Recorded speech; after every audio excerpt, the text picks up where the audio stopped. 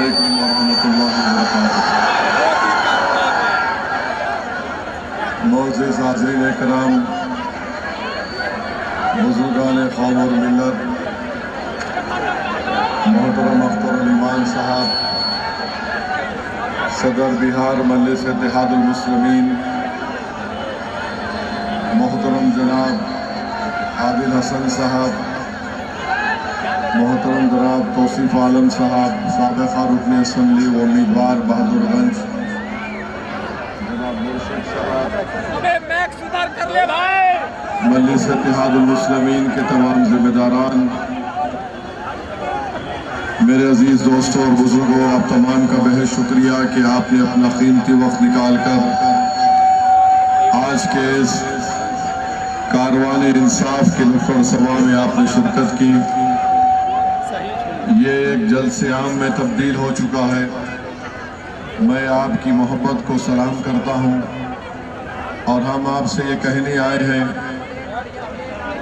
कि सीमांचल की पसमानदगी को अगर हम दूर करना चाहते हैं, अगर हम चाहते हैं कि बिहार की राजनीति में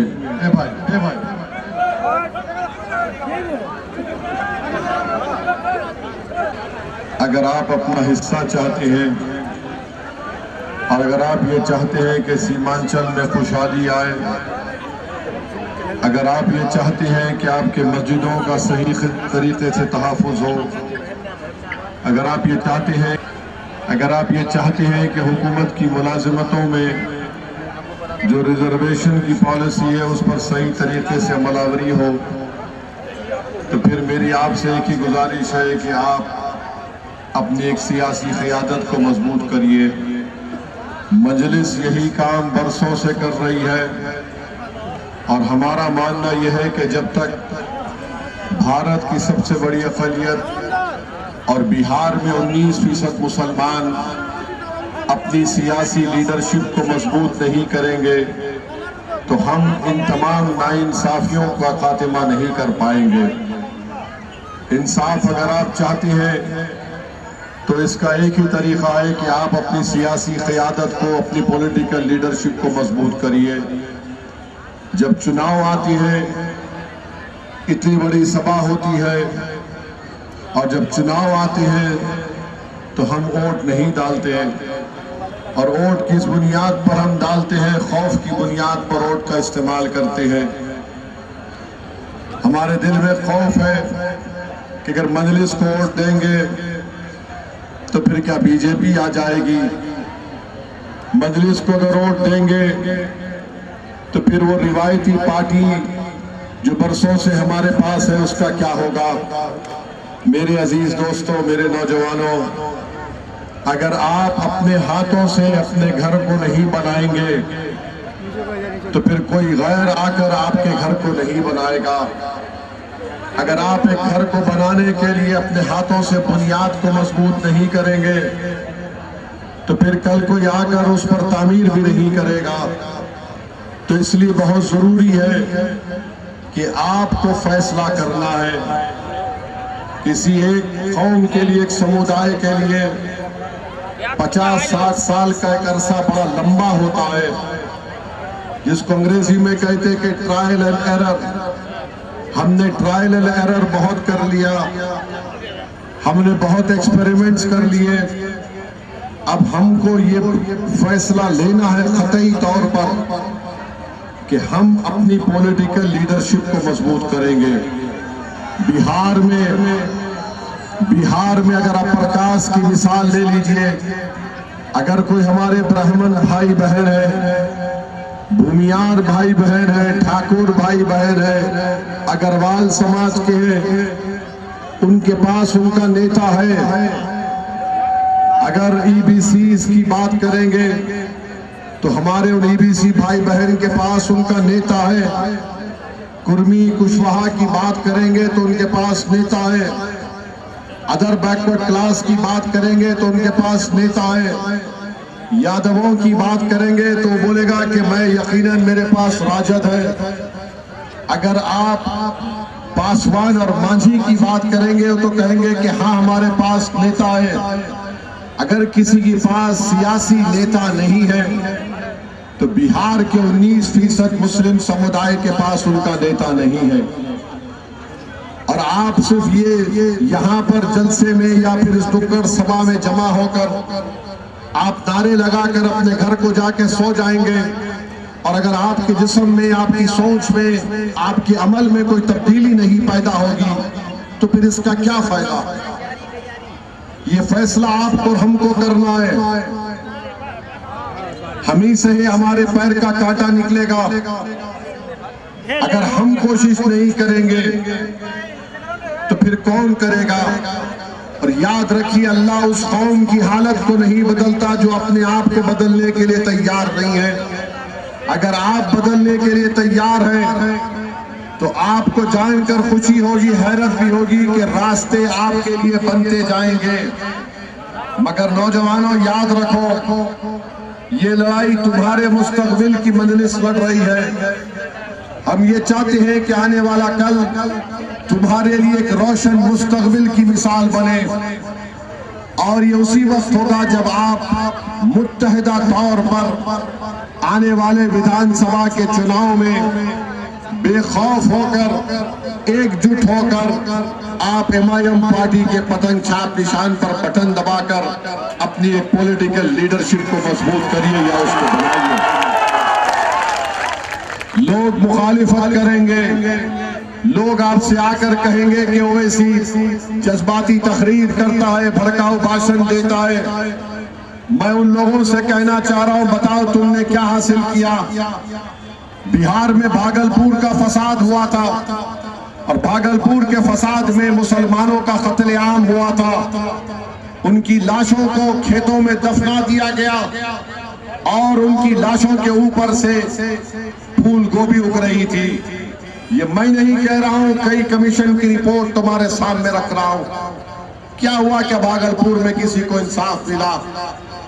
बिहार में सबसे ज्यादा ड्रॉप आउट रेट किसका है? दलितों के बाद मुसलमानों का है। अगर स्कूल की कमी है तो किसके इलाकों में है? दलित और मुसलमान के इलाके में। हायर एजुकेशन के कॉलेजेस नहीं खोले जाते तो कहां पर, किसके इलाकों में, किसके मोहल्ले में, किसके गांव में? किसान है तो उनको इसकी कीमत नहीं मिलती। सीमांचल का इलाका है तो यहाँ पर एम्स नहीं खोला जाता। सीमांचल का इलाका है तो गाया की तरह यहाँ पर इंडस्ट्रियल पॉलिसी में फैक्ट्री नहीं खोली जाती। सीमांचल है तो यहाँ पर ट्रेन की पटरियों की लाइन नहीं डाली जाती। कोचा दामन में रेलवे स्टेशन नहीं खोला जाता। ये इसलिए हो रहा है क्योंकि आप अपने हक के लिए नहीं लड़ रहे। मुझे माफ करिए अगर किसी को तकलीफ हो रही है। अगर आप अपने हक के लिए लड़ेंगे तो यकीनन तमाम मसाइल हल होंगे। अगर आप अपने शऊर का सबूत देंगे, जिंदगी का सबूत देंगे, अगर आप एहतजाज करने पर आएंगे, अगर आप एक होकर मजलिस को वोट देंगे तो आप देखेंगे तब्दीली पैदा होगी। अगर आप नहीं करेंगे तो हर सियासी पार्टी सिर्फ आपको आकर कहेगी कि देखो हम तुमको बचाएंगे आरएसएस से, और जब वोट ले लेंगे उसके बाद जब हम पर हमले होंगे गौ रक्षक की तरफ से या फसाद होगा तो कोई हमारी मदद करने नहीं आएगा।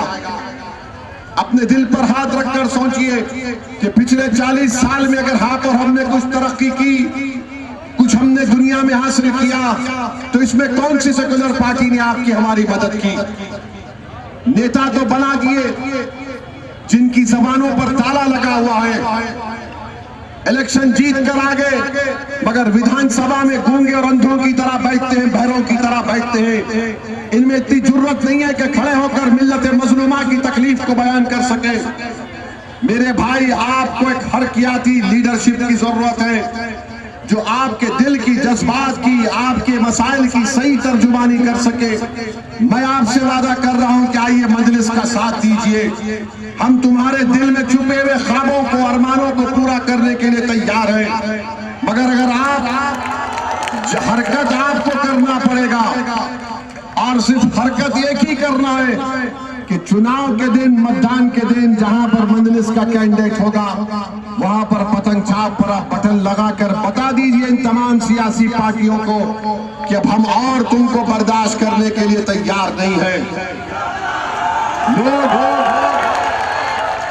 मैं पिछले 25-30 साल से सुन रहा हूं एम वाई।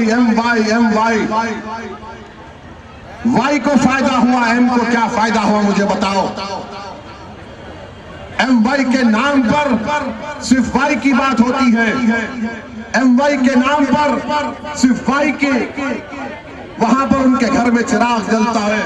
एम वाई के नाम पर मुख्यमंत्री एम नहीं बनता, कोई और बन जाता है। मेरे अजीज दोस्तों और बुजुर्गों, ये तल्ख हकीकत है, इसको आपको सुनना पड़ेगा। मैं कोई परवाह नहीं करता कि मुझे लोग मुझ पर इल्जाम लगाते, मुझको गाली देते, क्या क्या बात करते मेरे बारे में, मुझे कोई इसकी फिक्र नहीं है। क्योंकि मैं जब इस दुनिया से मर कर जाऊंगा तो हशर के मैदान में ये इल्जाम लगाने वाले आकर मेरी तारीफ नहीं करेंगे, मेरे आमाल मेरी मदद करेंगे। रसूल अल्लाह सल्लल्लाहु अलैहि वसल्लम की शिफात पर हम जन्नत में जाएंगे।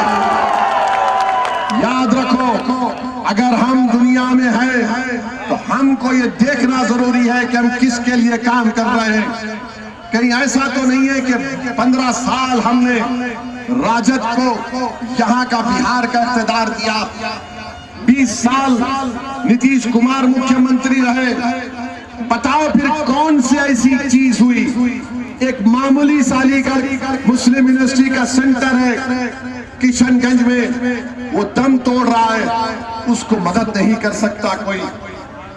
बताइए फिर क्या होगा अगर आप खुशफहमी का शिकार है। याद रखो, जो कौम सो जाएगी, फिर वो अगर सो गई तो सुबह क़यामत में जब सूर फूंका जाएगा तो उसी वक्त बेदार होंगे। ये वक्त है बेदार होने का। जिंदगी का सबूत दीजिए और हरकत करिए। नौजवानों, मैं तुमसे अपील कर रहा हूं, मैं तुमको दावत दे रहा हूं, तुमको रिक्वेस्ट कर रहा हूं, तुमसे इल्तिजा कर रहा हूं, तुम आगे बढ़ो। क्या तुम तेजस्वी के तरह चीफ मिनिस्टर नहीं बन सकते? मुझे बताओ, क्या तुम में काबिलियत नहीं है? कितने लोग यहां पर पढ़े लिखे, हाथ उठाओ।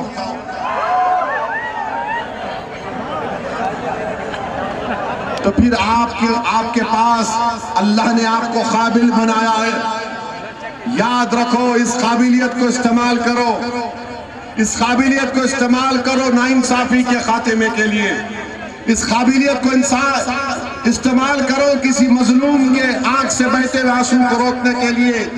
अपनी काबिलियत को इस्तेमाल करो ताकि तुम दुनिया को हिम्मत दे सको।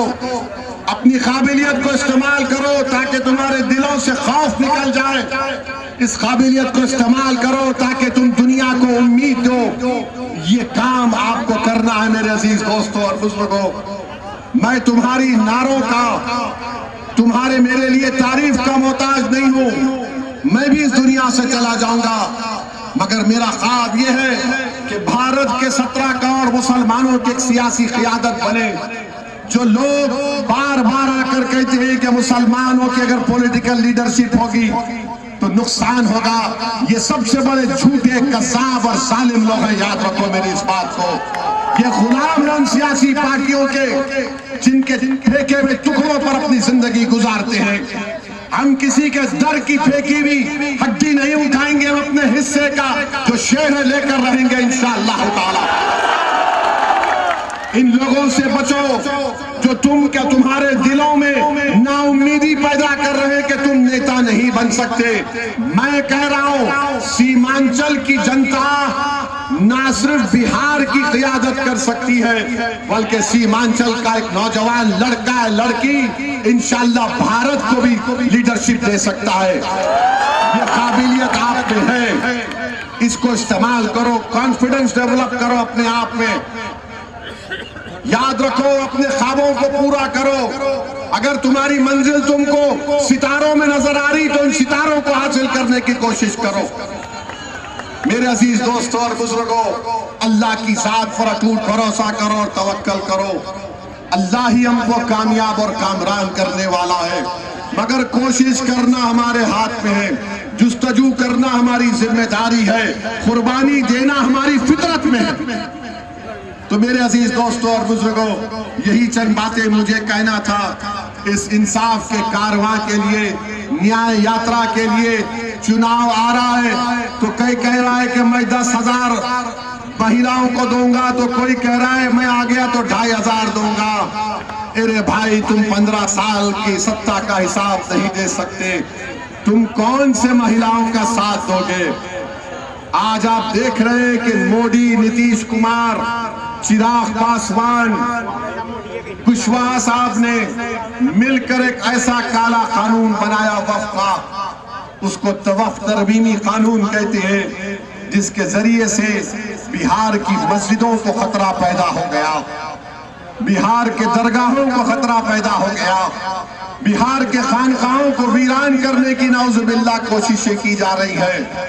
वो कब्रिस्तान जिसमें हमारे बुजुर्ग आराम से सो रहे हैं, उस पर कब्जा करने की कोशिशें की जा रही है। वो वक्फ की जमीन जिसका मालिक अल्लाह है, जिस पर कोई काबिज है तो उसको मालिक बनाने का कानून बना दिया गया। उठो, ये वक्त उठने का है, ये वक्त काबे गफलत में सोने का नहीं है। अगर आप बेदार नहीं होंगे तो कोई आकर नहीं कर तुमको बेदार कर सकता। ये बेदारी का सबूत आपको देना है, यही पैगाम हम आपको देने आए हैं। और सीमांचल की सरजमीन पर बार बार मोदी आते हैं और आकर कहते हैं कि यहाँ पर घुसपैठी है। मैं मोदी, अमित शाह, नीतीश कुमार को कह रहा हूँ, खबरदार, सीमांचल को बदनाम तुम नहीं कर सकते इस तरह की जुमलों को इस्तेमाल करके। सीमांचल में कोई घुसपैठी बांग्लादेशी नहीं है। सीमांचल एक गयूर, भारत से मोहब्बत करने वालों की यहाँ पर लोग हैं, जो भारत पर अपना हर चीज हमारे बुजुर्गों ने मिटा दिया। अगर मोदी दोबारा आकर यहाँ पर सीमांचल में घुसपैठी कहेंगे तो हम आज ही उनका जवाब दे देते हैं, मोदी जी, दिल्ली में जो आपकी बहन बांग्लादेश से आकर बैठी है उसको लाओ सीमांचल में, वो बांग्लादेशी क्यों बैठी है भारत में, बताओ हमको। तो मेरे अजीज दोस्तों और बुजुर्गों, आप बढ़िए, अपने वोट का इस्तेमाल करिए और अपने वोट के जरिए, अपने दुआओं के जरिए मजलिस को कामयाब करिए। आप अब नेता बनेंगे, आप पॉलिटिकल लीडर बनेंगे। किसके पॉलिटिकल लीडर बनेंगे? किसके पॉलिटिकल लीडर बनेंगे? क्या आप सीमांचल को रास्ता दिखाएंगे? क्या आप बिहार को रास्ता दिखाएंगे? क्या आप भारत की नुमाइंदगी करेंगे? क्या आप ख्वाब देखते हैं कि एक दिन आप बिहार के मुख्यमंत्री बनेंगे? क्या आप एक ख्वाब देखते हैं कि एक दिन सीमांचल का कई लड़की या लड़का भारत का प्रधानमंत्री बनेगा? तो ये ख्वाबों को पूरा कैसे करोगे? नारों से ख्वाब पूरे नहीं होंगे, मेहनत से होंगे, कुर्बानी से होंगे, अमल से होंगे, इत्तेहाद से होंगे और इलेक्शन के दिन वोट डालने से होगा। और याद रखो, हमारे जाने के बाद शैतान के एजेंट आएंगे।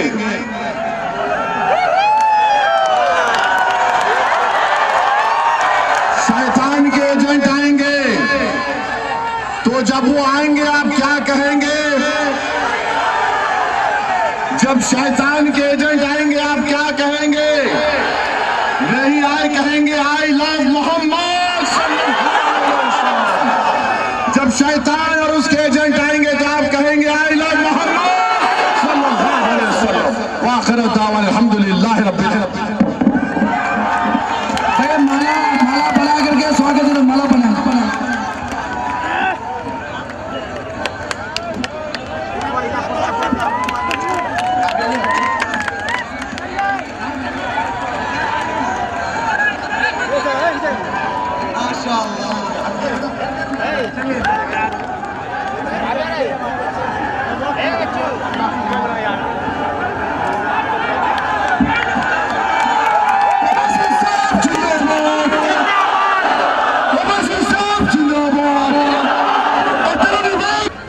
अगर आप ये चाहते हैं कि हुकूमत की मुलाजिमतों में जो रिजर्वेशन की पॉलिसी है उस पर सही तरीके से अमलावरी हो, तो फिर मेरी आपसे एक ही गुजारिश है कि आप अपनी एक सियासी क़यादत को मजबूत करिए।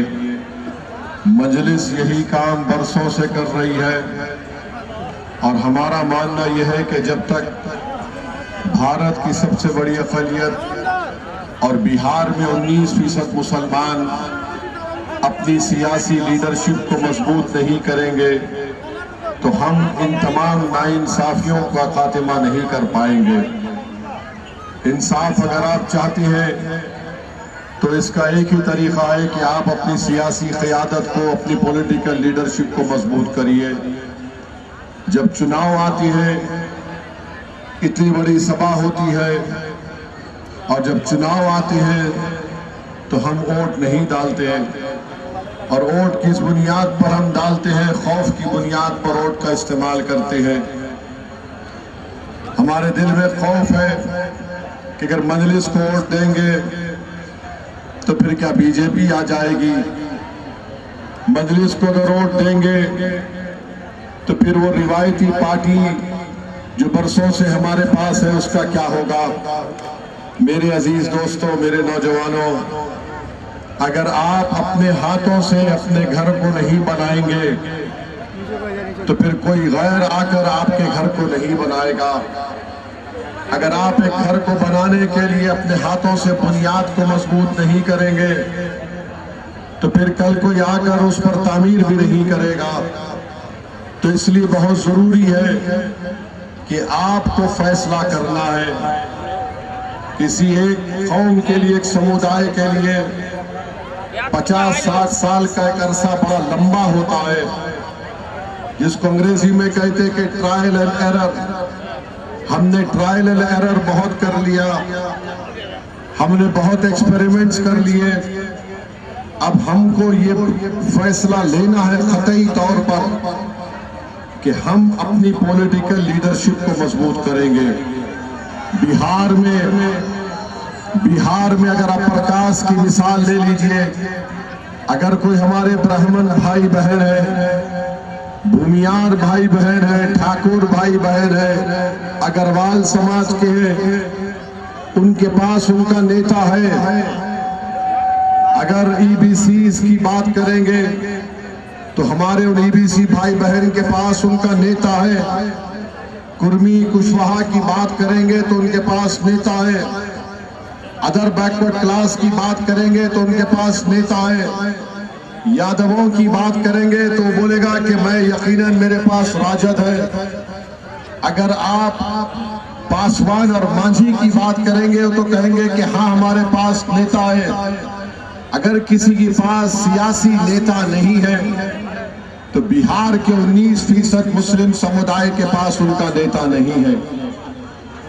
और आप सिर्फ ये यहाँ पर जलसे में या फिर इस नुक्कड़ सभा में जमा होकर आप नारे लगाकर अपने घर को जाके सो जाएंगे, और अगर आपके जिस्म में, आपकी सोच में, आपके अमल में कोई तब्दीली नहीं पैदा होगी तो फिर इसका क्या फायदा? ये फैसला आपको और हमको करना है। हम ही से ही हमारे पैर का कांटा निकलेगा। अगर हम कोशिश नहीं करेंगे तो फिर कौन करेगा? और याद रखिए, अल्लाह उस कौम की हालत को नहीं बदलता जो अपने आप को बदलने के लिए तैयार नहीं है। अगर आप बदलने के लिए तैयार हैं तो आपको जानकर खुशी होगी, हैरत भी होगी कि रास्ते आपके लिए बनते जाएंगे। मगर नौजवानों, याद रखो, ये लड़ाई तुम्हारे मुस्तकबिल की मजलिस लड़ रही है।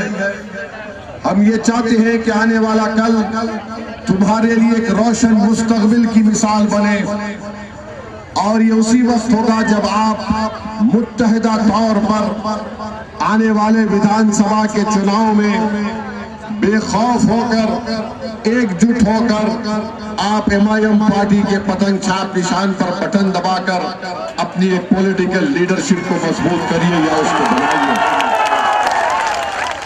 लोग मुखालिफत करेंगे, लोग आपसे आकर कहेंगे कि ओवैसी जज्बाती तकरीर करता है, भड़काऊ भाषण देता है। मैं उन लोगों से कहना चाह रहा हूं, बताओ तुमने क्या हासिल किया? बिहार में भागलपुर का फसाद हुआ था, और भागलपुर के फसाद में मुसलमानों का कत्लेआम हुआ था। उनकी लाशों को खेतों में दफना दिया गया, और उनकी लाशों के ऊपर से फूल गोभी उग रही थी। ये मैं नहीं कह रहा हूं, कई कमीशन की रिपोर्ट तुम्हारे सामने रख रहा हूं। क्या हुआ कि भागलपुर में किसी को इंसाफ मिला? बिहार में सबसे ज्यादा ड्रॉप आउट रेट किसका है? दलितों के बाद मुसलमानों का है। अगर स्कूल की कमी है तो किसके इलाकों में है? दलित और मुसलमान के इलाके में। हायर एजुकेशन के कॉलेजेस नहीं खोले जाते तो कहां पर, किसके इलाकों में, किसके मोहल्ले में, किसके गांव में? किसान है तो उनको इसकी कीमत नहीं मिलती। सीमांचल का इलाका है तो यहाँ पर एम्स नहीं खोला जाता। सीमांचल का इलाका है तो गाया की तरह यहाँ पर इंडस्ट्रियल पॉलिसी में फैक्ट्री नहीं खोली जाती। सीमांचल है तो यहाँ पर ट्रेन की पटरियों की लाइन नहीं डाली जाती। कोचा दामन में रेलवे स्टेशन नहीं खोला जाता। ये इसलिए हो रहा है क्योंकि आप अपने हक के लिए नहीं लड़ रहे। मुझे माफ करिए अगर किसी को तकलीफ हो रही है। अगर आप अपने हक के लिए लड़ेंगे तो यकीनन तमाम मसाइल हल होंगे। अगर आप अपने शऊर का सबूत देंगे, जिंदगी का सबूत देंगे, अगर आप एहतजाज करने पर आएंगे, अगर आप एक होकर मजलिस को वोट देंगे तो आप देखेंगे तब्दीली पैदा होगी। अगर आप नहीं करेंगे तो हर सियासी पार्टी सिर्फ आपको आकर कहेगी कि देखो हम तुमको बचाएंगे आरएसएस से, और जब वोट ले लेंगे उसके बाद जब हम पर हमले होंगे गौ रक्षक की तरफ से या फसाद होगा तो कोई हमारी मदद करने नहीं आएगा। अपने दिल पर हाथ रखकर सोचिए कि पिछले 40 साल में अगर हाँ पर हमने कुछ तरक्की की, कुछ हमने दुनिया में हासिल किया, तो इसमें कौन सी सेकुलर पार्टी ने आपकी हमारी मदद की? नेता तो बना दिए जिनकी जबानों पर ताला लगा हुआ है, इलेक्शन जीत कर आ गए मगर विधानसभा में गूंगे और अंधों की तरह बैठते हैं, बहरों की तरह बैठते हैं। इनमें इतनी जरूरत नहीं है कि खड़े होकर मिल्लत मजलूमा की तकलीफ को बयान कर सके। मेरे भाई, आपको एक हरकियाती लीडरशिप की जरूरत है जो आपके दिल की, जज्बात की, आपके मसाइल की सही तर्जुमानी कर सके। मैं आपसे वादा कर रहा हूं कि आइए मजलिस का साथ दीजिए। हम तुम्हारे दिल में छुपे हुए ख्वाबों को, अरमानों को पूरा करने के लिए तैयार हैं, मगर अगर आप हरकत आपको करना पड़ेगा और सिर्फ हरकत एक ही करना है कि चुनाव के दिन, मतदान के दिन जहां पर मजलिस का कैंडिडेट होगा वहां पर पतंग छाप पर आप बटन लगाकर बता दीजिए इन तमाम सियासी पार्टियों को कि अब हम और तुमको बर्दाश्त करने के लिए तैयार नहीं है। मैं पिछले 25-30 साल से सुन रहा हूं एम वाई। वाई को फायदा हुआ, एम को क्या फायदा हुआ मुझे बताओ। एम वाई के नाम पर सिर्फ वाई की बात होती है। एम वाई के नाम पर सिर्फ वाई के वहां पर उनके घर में चिराग जलता है। एम वाई के नाम पर मुख्यमंत्री एम नहीं बनता, कोई और बन जाता है। मेरे अजीज दोस्तों और बुजुर्गों, ये तल हकीकत है, इसको आपको सुनना पड़ेगा। मैं कोई परवाह नहीं करता कि मुझे लोग मुझ पर इल्जाम लगाते, मुझको गाली देते, क्या क्या बात करते मेरे बारे में, मुझे कोई इसकी फिक्र नहीं है, क्योंकि मैं जब इस दुनिया से मर कर जाऊंगा तो हशर के मैदान में ये इल्जाम लगाने वाले आकर मेरी ताईद नहीं करेंगे, मेरे आमाल मेरी मदद करेंगे। रसूल अल्लाह सल्लल्लाहु अलैहि वसल्लम की शिफात पर हम जन्नत में जाएंगे। याद रखो, अगर हम दुनिया में हैं तो हमको ये देखना जरूरी है कि हम किसके लिए काम कर रहे हैं। कहीं ऐसा तो नहीं है कि 15 साल हमने राजद को यहाँ का बिहार का इख्तियार दिया, 20 साल नीतीश कुमार मुख्यमंत्री रहे। बताओ फिर कौन सी ऐसी चीज हुई? एक मामूली सालीगढ़ मुस्लिम यूनिवर्सिटी का सेंटर है किशनगंज में, वो दम तोड़ रहा है, उसको मदद नहीं कर सकता कोई। बताइए फिर क्या होगा? अगर आप खुशफहमी का शिकार है, याद रखो जो कौम सो जाएगी, फिर वो अगर सो गई तो सुबह कयामत में जब सूर फूंका जाएगा तो उसी वक्त बेदार हो गए। ये वक्त है बेदार होने का। जिंदगी का सबूत दीजिए और हरकत करिए। नौजवानों, मैं तुमसे अपील कर रहा हूं, मैं तुमको दावत दे रहा हूं, तुमको रिक्वेस्ट कर रहा हूं, तुमसे इल्तिजा कर रहा हूं, तुम आगे बढ़ो। क्या तुम तेजस्वी के तरह चीफ मिनिस्टर नहीं बन सकते? मुझे बताओ, क्या तुम में काबिलियत नहीं है?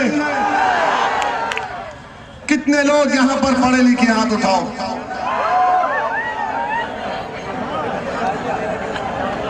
तो फिर आपके पास अल्लाह ने आपको काबिल बनाया है। याद रखो, इस काबिलियत को इस्तेमाल करो, इस काबिलियत को इस्तेमाल करो नाइंसाफी के खात्मे के लिए। इस काबिलियत को इस्तेमाल करो किसी मजलूम के आंख से बहते हुए आंसू को रोकने के लिए। अपनी काबिलियत को इस्तेमाल करो ताकि तुम दुनिया को हिम्मत दे सको। अपनी काबिलियत को इस्तेमाल करो ताकि तुम्हारे दिलों से खौफ निकल जाए। इस काबिलियत को इस्तेमाल करो ताकि तुम दुनिया को उम्मीद दो।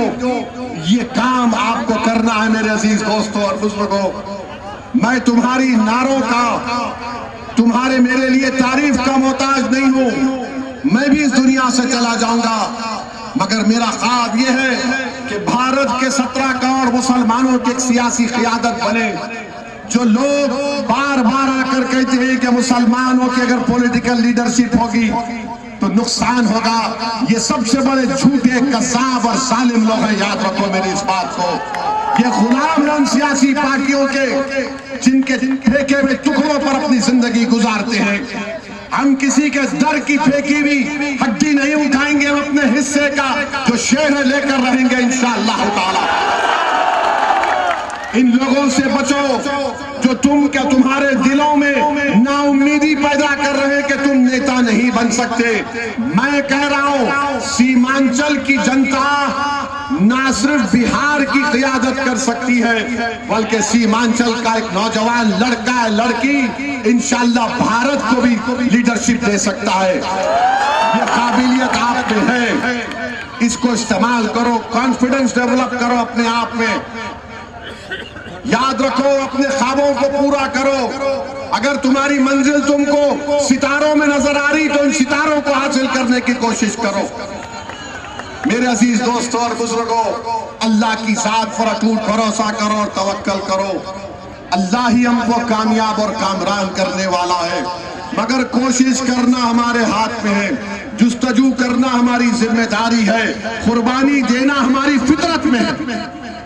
तो मेरे अजीज दोस्तों और बुजुर्गों, यही चंद बातें मुझे कहना था। इस इंसाफ के कारवां के लिए, न्याय यात्रा के लिए चुनाव आ रहा है तो कोई कह रहा है कि मैं 10,000 महिलाओं को दूंगा, तो कोई कह रहा है मैं आ गया तो 2,500 दूंगा। अरे भाई, तुम 15 साल की सत्ता का हिसाब नहीं दे सकते। तुम कौन से महिलाओं का साथ दोगे? आज आप देख रहे हैं कि मोदी, नीतीश कुमार, चिराग पासवान, कुशवाहा साहब ने मिलकर एक ऐसा काला कानून बनाया वक्फ का, उसको वक्फ तरमीमी कानून कहते हैं, जिसके जरिए से बिहार की मस्जिदों को खतरा पैदा हो गया, बिहार के दरगाहों को खतरा पैदा हो गया, बिहार के खानकाहों को वीरान करने की नाउजुबिल्लाह कोशिशें की जा रही है।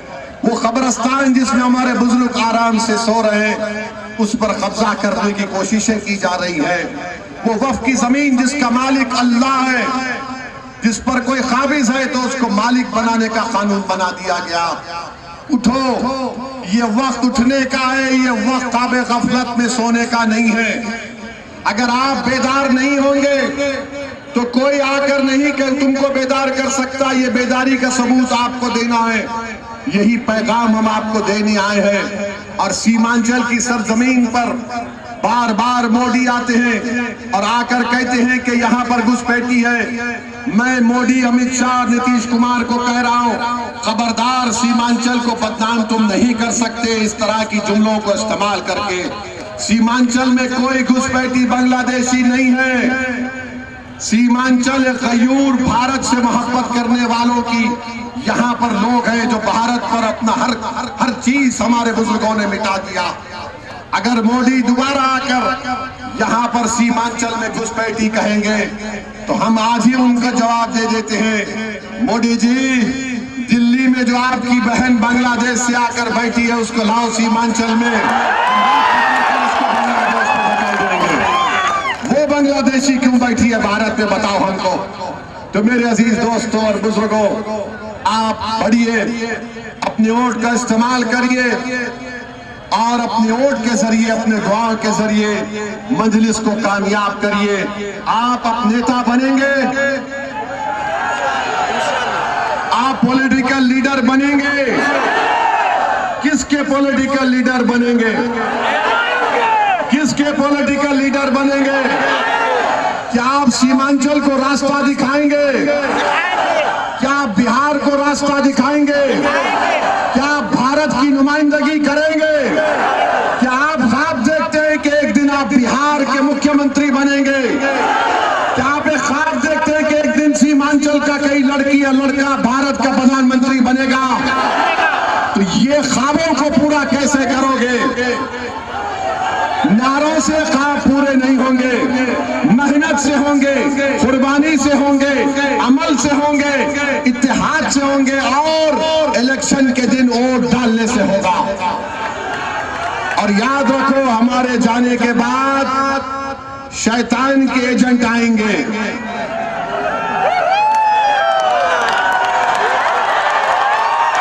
शैतान के एजेंट आएंगे। तो जब वो आएंगे आप क्या कहेंगे?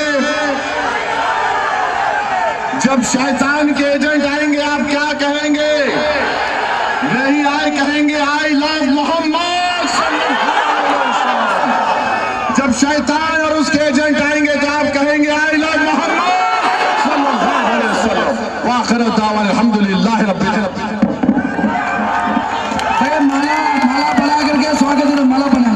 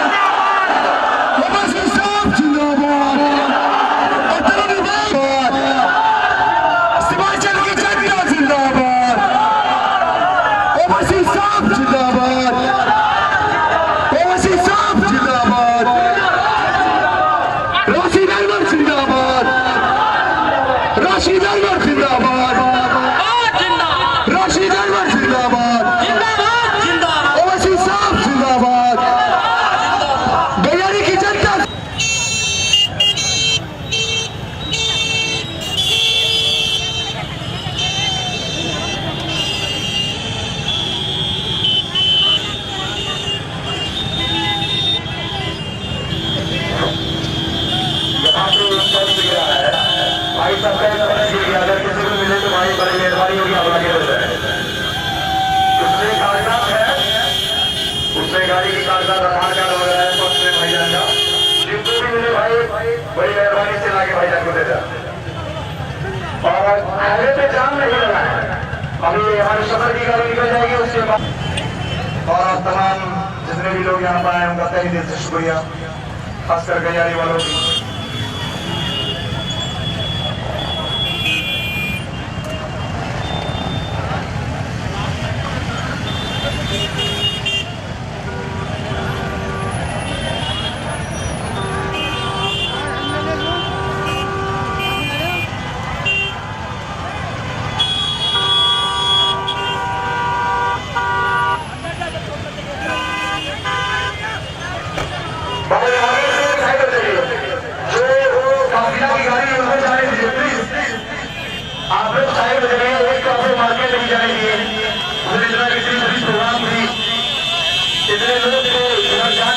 अभी कम से कम हमारे शहर को आप यहाँ से रवाना होने जाए, सामने लगाए।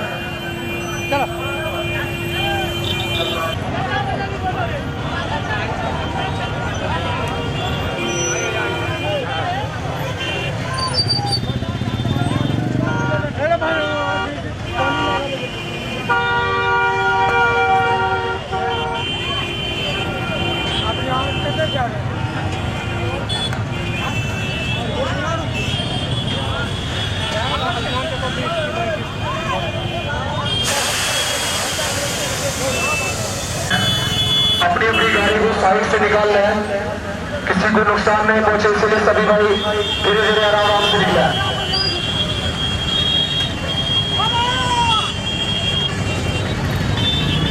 राशिद भाई है मंच पे, जो भाई मिलना चाहते हैं वो आगे मिल रहे हैं।